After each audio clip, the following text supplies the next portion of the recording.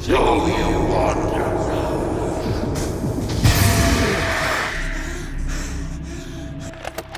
My name is Stanley Ferguson. I was a guard at Alcatraz from 1933 to 1942.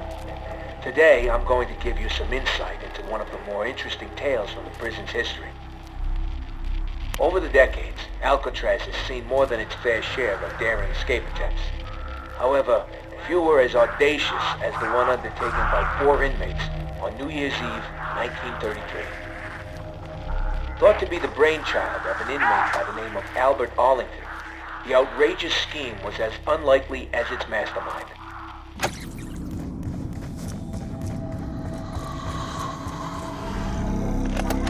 It's believed that Arlington, aka the Weasel, somehow convinced 3 other inmates that he had devised a foolproof plan to escape the rock. It was a plan that would see them literally taking to the skies on a makeshift aircraft of Arlington's own design.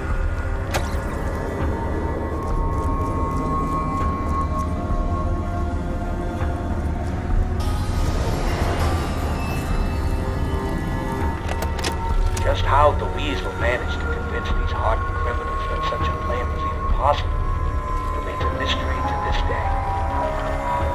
What is known is that no such plane was ever built. Instead, the group's plans for freedom soon descended into bitter argument and infighting.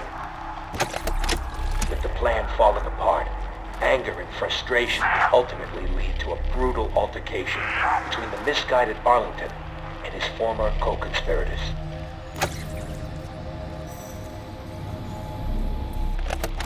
Armed only with makeshift weapons, Finn O'Leary, Sal DeLuca, and Billy Handsome lured the unsuspecting Arlington to the roof, where they intended to exact a bloody and violent revenge.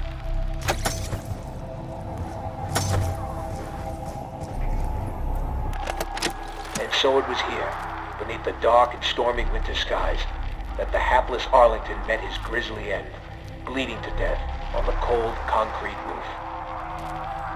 For their participation in the murder, the 3 collaborators were sent to death by electric chair. Justice came swiftly. On the morning of January 19, 1934, the execution order was carried out.